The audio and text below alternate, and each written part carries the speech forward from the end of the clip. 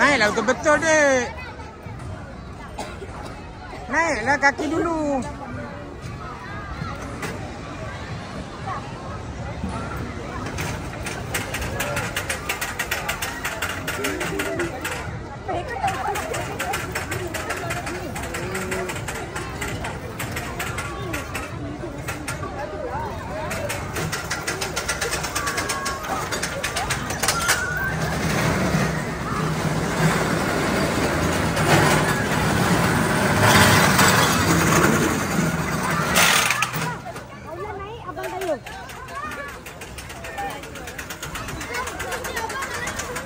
Weh, Dek, turunlah bagi orang lain. Kau ni, apa kau naik 2 kali?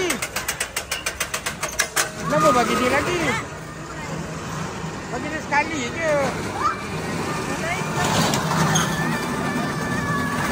Sekali je, sekali. Kena.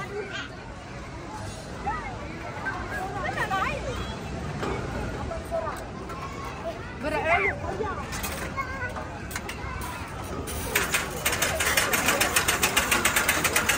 Pandang sini je.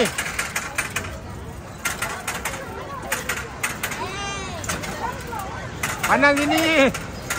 Kuat je. Kuat je.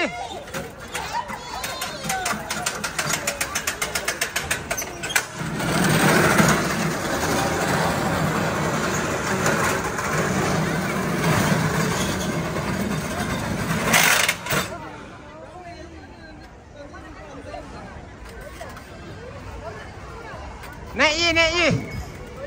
Naik je. Kau naik je. Alah. Tak apa, bagi dia jalan. Jalan dulu, jalan-jalan. Tak habis lagi.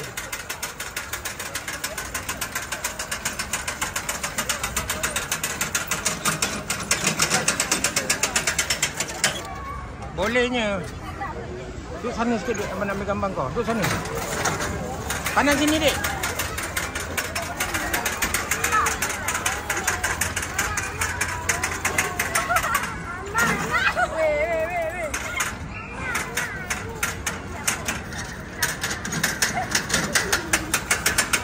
Ye.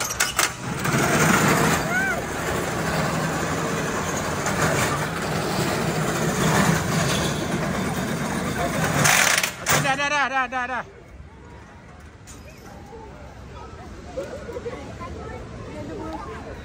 Ye, cakap sikit apa perasaan kau. Berat ke tak, Fiona? Biasa.